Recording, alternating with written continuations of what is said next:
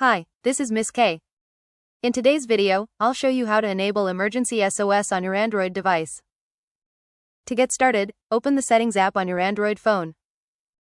Scroll down and tap Safety and Emergency Features, or Emergency SOS, depending on your device.